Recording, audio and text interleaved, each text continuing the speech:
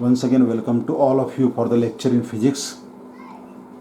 काही मुलांनी मला रिक्वेस्ट केली होती की तुम्ही बोर्स ॲटॉमिक मॉडेलवरती एखादं टॉपिक एखादं लेक्चर घ्या. That's why I am arranging this lecture right now. Before beginning to this Bohr's atomic model let me inform you already this channel has been for the purpose of describing this parts in physics in detail. Okay. तर Bohr's atomic मॉडेलचं जे hydrogen ॲटमचं याच्या आधी item संदर्भात जी माहिती सांगितली गेली ती जे थॉम्सन्स ॲटॉमिक मॉडेल होतं, पण ते फेल ठरलं. नंतर रुदरफोर्ड्स ॲटॉमिक मॉडेल ते काही अंशी बरोबर होतं, परंतु त्यामध्ये दोन जे ड्रॉबॅक्स आहेत रुदरफोर्डचे तो क्लिअर करू शकला नाही. आणि नंतर मग बोर्सने हायड्रोजन ॲटम संदर्भात ॲटॉमिक मॉडेल डिस्क्राईब केलं, पुट फॉरवर्ड केलं आणि त्या संदर्भात त्याने 3 पॉस्च्युलेट्स मांडले. त्यापैकी आपण पहिलं पॉस्च्युलेट्स कन्सिडर करतो आहोत, first postulates of Bohr's atomic model. हे आपल्याला माहिती आहे की हायड्रोजन ॲटममध्ये फक्त एकच प्रोटॉन असतो, न्यूक्लियसमध्ये एक पॉझिटिव्ह चार्ज असतो आणि त्या एका पॉझिटिव्ह चार्जच्या सभोवताली न्यूक्लियसच्या सभोवताली एक इलेक्ट्रॉन रिव्हॉल्व करत असतो, तो निगेटिव्ह चार्ज असतो. हा इलेक्ट्रॉन आर एवढ्या रेडियसच्या सहाय्याने सर्कलमध्ये रिव्हॉल्व करत असतो, तेव्हा त्याला टँजेन्शियल वेलॉसिटी व्ही प्राप्त झालेली असते. हे त्याचं ते एक ऑर्बिट असते. This is the case in case of hydrogen atom. We know very well that. So according to Bohr's atomic model what Bohr says that. आता लक्षात घ्या, जेव्हा इलेक्ट्रॉन हा सर्क्युलर मोशनमध्ये असतो तेव्हा त्याच्यावरती सर्क्युलर मोशनमध्ये राहण्यासाठी एक विशिष्ट प्रकारचा सेंट्रिपिटल फोर्स पाहिजे. आणि मग तो सेंट्रिपिटल फोर्स कोणता, तर त्याचं पहिलं बोरचं स्टेटमेंट पॉस्च्युलेटच्या बाबतीमध्ये हे होतं की electron revolves in circular orbit around the nucleus with positive charge. हे पहिलं. And for this circular motion सेंटरकडे जो सेंट्रिपिटल फोर्स आवश्यक आहे त्या सेंट्रिपिटल फोर्सची किंमत म्हणजेच mv²/r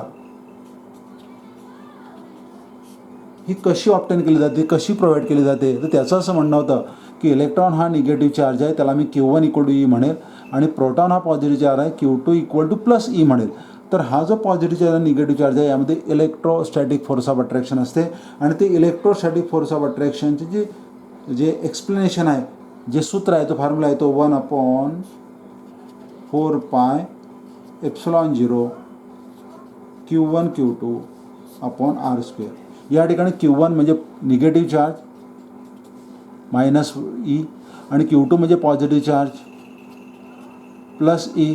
परंतु आपण फक्त याची मॅग्निट्यूड कन्सिडर करत आहोत आणि दोघांमधलं डिस्टन्स म्हणजेच रेडियस r म्हणजेच mv²/r = 1/4πε0 Q1 Q2. Q1 is E, Q2 is also E, E into E, E² upon distance square means radius square. This is the first explanation given by the Bohr in his first postulate. This is Rutherford's first postulate. I am repeating my words. According to Rutherford's first postulate, electrons revolve in circular orbit around a positive nucleus. The necessary centripetal force towards the center is provided by electrostatic force of attraction between negative electron and positive protons. That is 1/4πε0 E²/r².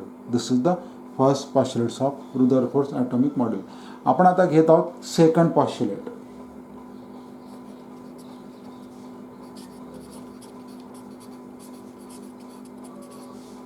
Of Rutherford's atomic model. What is said actually. परत मी त्याच मुद्द्याकडे येईल की या ठिकाणी मी एक positive charge consider करतो, तो म्हणजे न्यूक्लियस, तो म्हणजे प्रोटॉन आणि याच्या सभोवताली इलेक्ट्रॉन हा फिरतो आहे. समजूया की आपण हे क्लोज ऑर्बिट घेतलं, या ऑर्बिटची रेडियस एवढी असेल आणि येथे इलेक्ट्रॉन आहे असं समजूया आपण, परंतु ते येथे फिरलंच याची गॅरंटी नाही. मग काय करेल, तर ह्या ऑर्बिटसाठी त्याला जी टँजेन्शियल वेलॉसिटी व्ही असेल आणि त्याची रेडियस जी आर असेल, तर वेलॉसिटी व्ही ते इलेक्ट्रॉनचं मास m, त्यामुळे त्या इलेक्ट्रॉनला सर्क्युलर मोशनमध्ये अँग्युलर मोमेंटम प्राप्त झालेला असेल आणि त्या अँग्युलर मोमेंटम एलची किंमत अशी असेल, L = mass of the electron, tangential velocity of the electron and radius of the orbit, L = mvr. हा त्याचा अँग्युलर मोमेंटम झाला. आता लक्षात घ्या, ह्या अँग्युलर मोमेंटमची जी किंमत असेल, जी मॅग्निट्यूड असेल, ती मॅग्निट्यूड जर h/2π याच्या एवढी आली, h म्हणजे प्लँक्स कॉन्स्टंट 2π 3.14, याचं उत्तर आहे 6.63 × 10⁻³ 2 × π 3.14.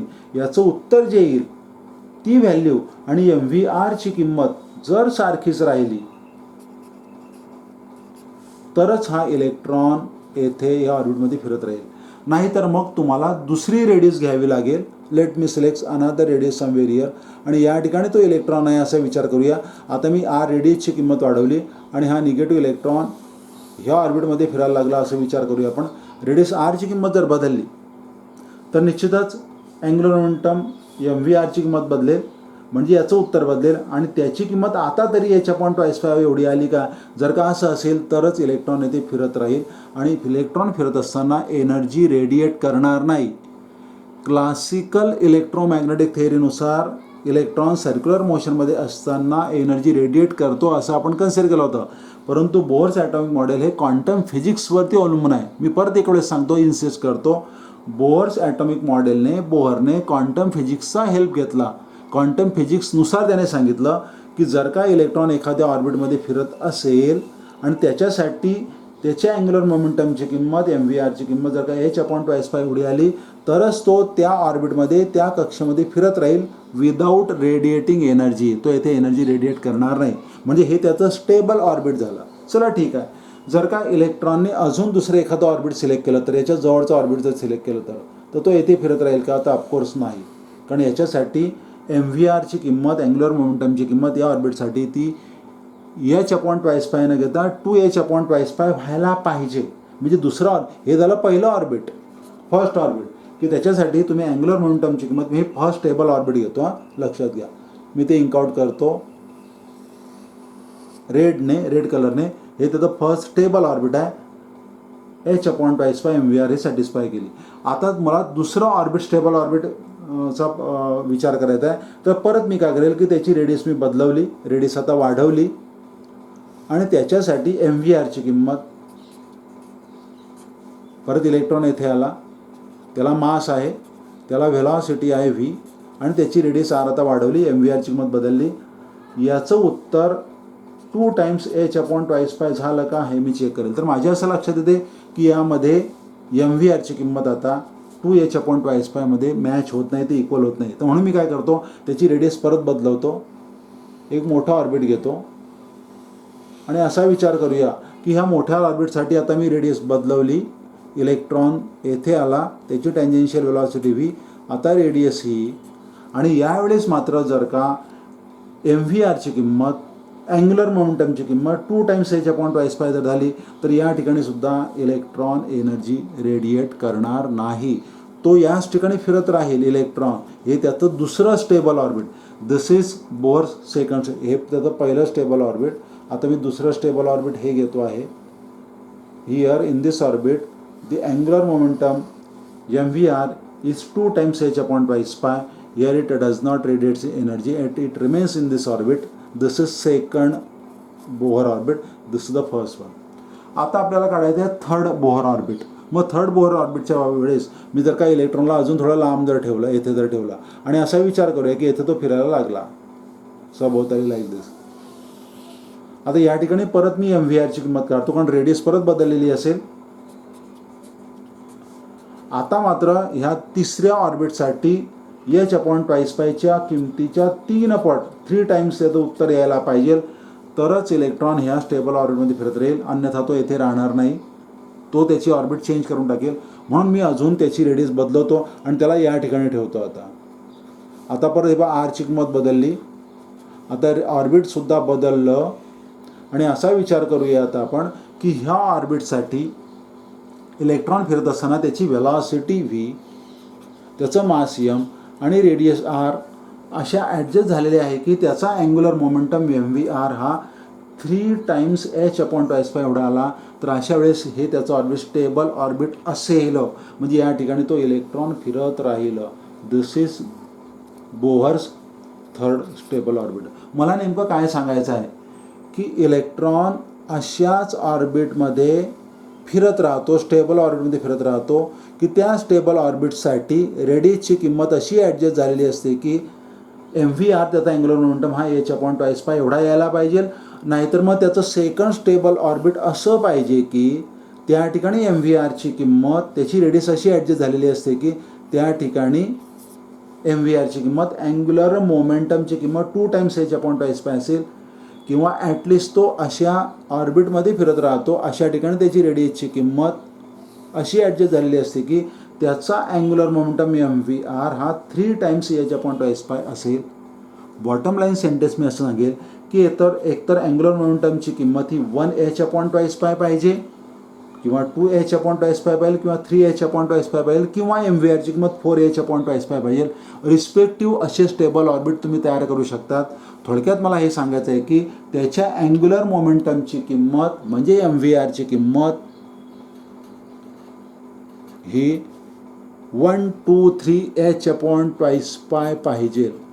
1h/2 किंवा 2 टाइम्स h/2 किंवा 3 टाइम्स h/2. येथे हा 1, 2, 3 न घेता मी n/h/2 असं म्हणतो, आणि nची किंमत ही 1, 2, 3, 4, 5 असे येईल. आणि ही त्याची सेकंड कंडिशन, ही त्याचं second postulate, where n is equal to 1, 2, 3, 4 and so on. आणि त्याचे स्टेबल ऑर्बिट असेल first stable orbit, second stable orbit, third, fourth and so on. म्हणजे तो पॉस्ट्युलेट मी कसं स्टेट करेल. Bohr's second postulate states that the electron will revolve around the nucleus in the stable orbit only, where its angular momentum mvr is always equal to integer multiple of h/2 pi. This is second postulate. And in stable orbit the electron does not radiate energy. This is the explanation of second postulate. आता आपण consider करणार Bohr's third पॉस्ट्युलेट.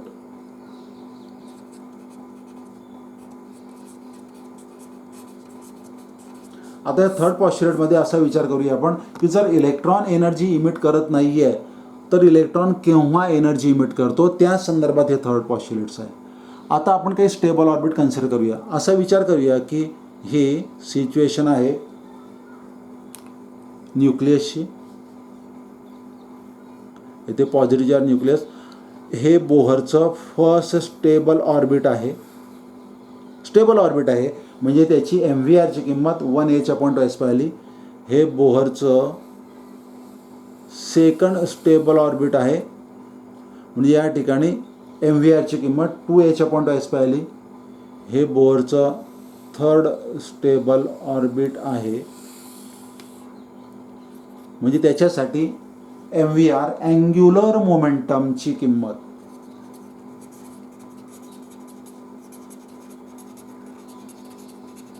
angular momentum ची किंमत 3 times h/2. Similarly, I can draw the fourth stable orbit. In these orbits, the electron will not radiate energy. यामध्ये energy radiate करणार नाही. आता आपण विचार करत आहोत की इलेक्ट्रॉन केव्हा एनर्जी रेडिएट करतो. असं इमॅजिन करा की इलेक्ट्रॉन फोर्थ ऑर्बिटमध्ये आहे. या ठिकाणी इलेक्ट्रॉन आहे. जर का इलेक्ट्रॉन येथे असेल तर त्याची एनर्जी आतल्या फर्स्ट, सेकंड, थर्ड ऑर्बिटपेक्षा जास्त असेल. Energy of the electron is very large in the fourth orbit as compared to first, second and third orbit. Of course या ठिकाणी फिफ्थ, सेवन्थ, सिक्स, सेवन्थ असे असंख्य ऑर्बिट असतीलच, पण आपण फक्त आता 4 ऑर्बिटचा विचार करत आहोत. मग हे हायर एनर्जी ऑर्बिट आहे with respect to 3 orbits. Okay, याची एनर्जी हाय आहे, याला मी हायर एनर्जी ऑर्बिट म्हणतो. याची एनर्जी जास्त आहे म्हणून. ओके, आता नेमकं घडते काय की जर का इलेक्ट्रॉनने ह्या ऑर्बिटमधून तिसऱ्या ऑर्बिटमध्ये जर का जम्प केली तर या तिसऱ्या ऑर्बिटची एनर्जी लोअर असेल, कमी असेल.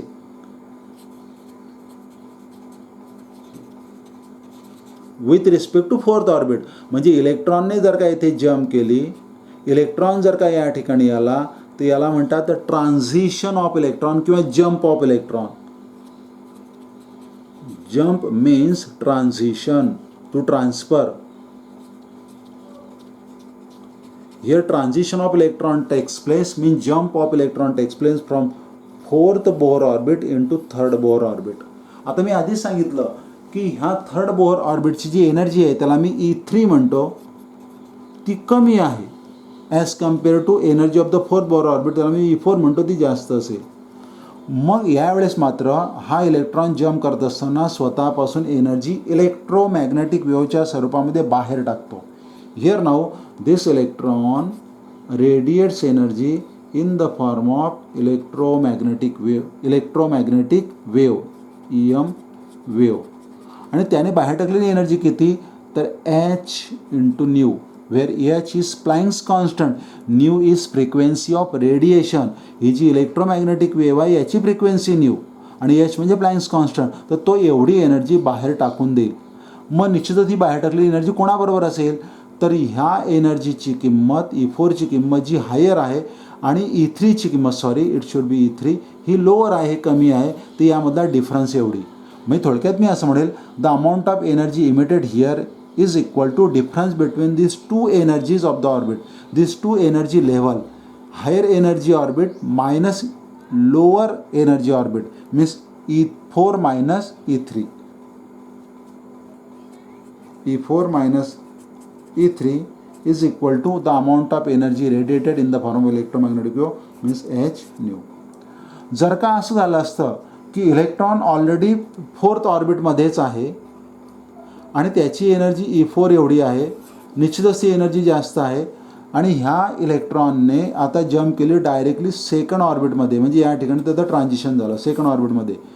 निश्चितच हे सुद्धा लोअर एनर्जी ऑर्बिट आहे, लोअर एनर्जी, आणि या ठिकाणी जर का इलेक्ट्रॉन जर आला तर येथे त्याची एनर्जी कमी होऊन जाईल, कारण इथल्या ऑर्बिटसाठी एनर्जी कमी असते आणि इथली एनर्जी हायर असते.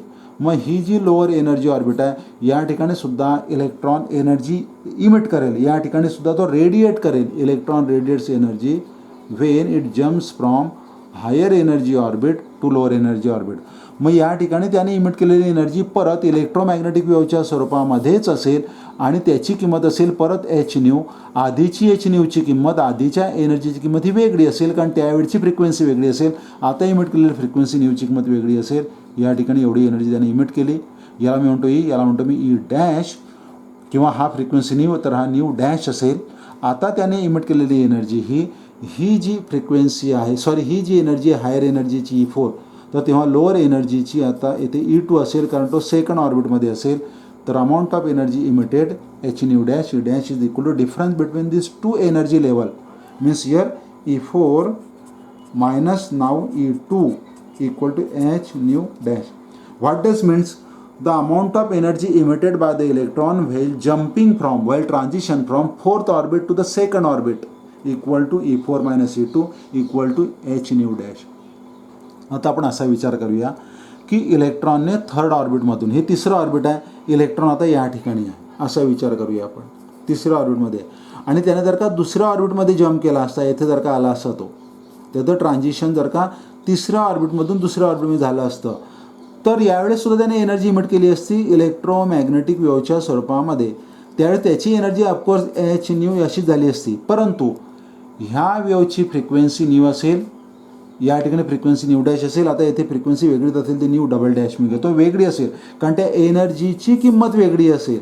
E double dash equal to, आता काय होईल, 3rd ऑर्बिटची एनर्जी मी घेईल E3, 2nd ऑर्बिटची एनर्जी घेईल मी आता E2, आणि ह्या दोघांमध्ये डिफरन्स म्हणजे H न्यू डबल डॅश, म्हणजे E3 minus E2 is equal to H nu double dash.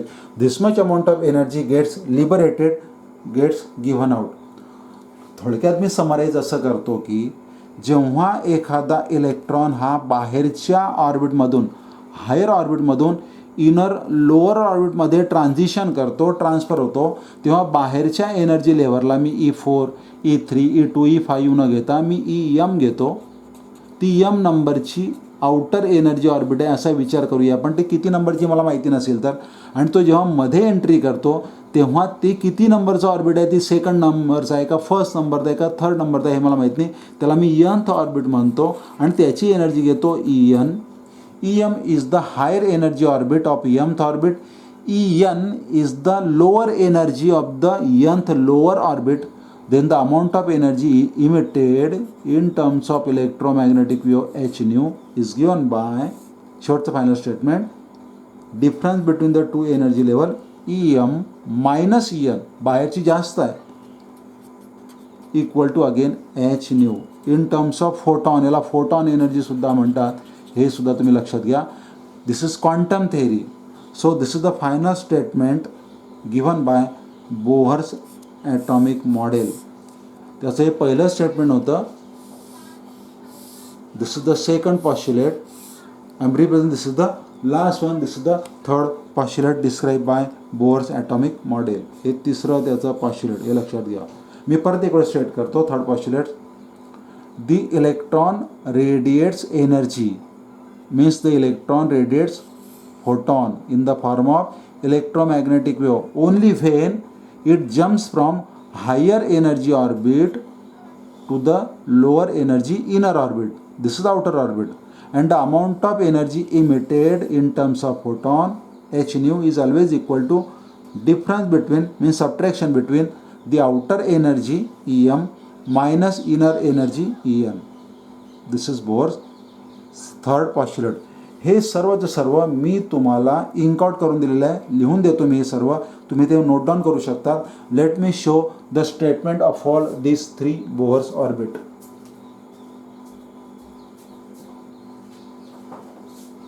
This is what I am talking about. This is what you have to ink out. तुम्ही या ठिकाणी पाहू शकता. Bohr's atomic model of hydrogen atom. Hydrogen first postulate मी इथे लिहिलं आहे. The electrons revolve in circular orbit. The centripetal force equal to electrostatic force of attraction. हे इक्वेशन फार महत्त्वाचं आहे CETच्या दृष्टिकोन, एंट्रन्स एक्झामिनेशनच्या दृष्टिकोनातून. Second postulate. The angular momentum equal to integer n multiple of h/2π. हे सुद्धा तितकंच महत्त्वाचं आहे. आणि शेवटचं थर्ड पॉस्ट्युलेट हे रायटिंगमध्ये तुम्हाला लिहून घ्यायचे आहे तिघं. तर energy emitted E equal to em minus En equal to h nu म्हणजे फोटॉन. हे सुद्धा तितकंच महत्त्वाचं आहे. ह्या दोघं एक्सप्रेशनवरून तुम्ही रेडियस आरची किंमत काढू शकतात. ती मी सांगणार आहे, लिहिणार आहे या ठिकाणी. आणि ह्या तिघांचा उपयोग करून तुम्ही amount of energy for the particular orbit, एखाद्या ऑर्बिटसाठी एनर्जीचं सूत्र काय असेल या ऑर्बिटसाठी किंवा या ऑर्बिटसाठी, ते सूत्रसुद्धा मी तुम्हाला सांगणार आहे. ते त्याचं डेरिवेशन या पॉस्ट्युलेटवरूनच केलेलं आहे. Late me show that derivation. Me directly तो फॉर्म्युला सांगतो, तो तुम्हाला इंकआउट करून घ्यायचा आहे. त्याचे डेरिवेशन आपण नंतर घेणार आहोत. सुरुवातीला मात्र तुम्ही हे सर्व लिहून घेऊ शकतात राईट नाव. चला ठीक आहे. ज्या रेडियस आरची किंमत तुम्हाला एखाद्या ऑर्बिटसाठी काढायची आहे ते मी दाखवण्याचा प्रयत्न करतो आता. Radius R for that particular orbit is given by R is equal to, काही काही पुस्तकांमध्ये एम आणि एन ऐवजी याला पीथ ऑर्बिट म्हटलेलं आहे. याला पी नंबरची कक्षा म्हटलं आहे आणि म्हणून याची एनर्जी इनर ऑर्बिटला पीथ ऑर्बिट म्हटलेलं आहे. याची एनर्जी घेतली आहे EP. आणि जो आउटर ऑर्बिट आहे त्याला nth ऑर्बिट म्हटलेलं आहे. त्याची एनर्जी En. आणि हे सूत्र कसं घेतलं आहे तर outer orbit En minus inner orbit EP transition झाल्यानंतर इक्वल टू h न्यू. आपले चॉईस आहे ते की काय लेटर चूज करायचं. द आउटर ऑर्बिटला En आणि इनर ऑर्बिटला EP. It depends on situation. तर रेडियस आरचं सूत्र काय असेल, I am trying to show here for the particular orbit. ही रेडियस आरची किंमत मला जर नोट डाऊन करायची असेल, R equal to minus m e⁴ upon, sorry I made a mistake here,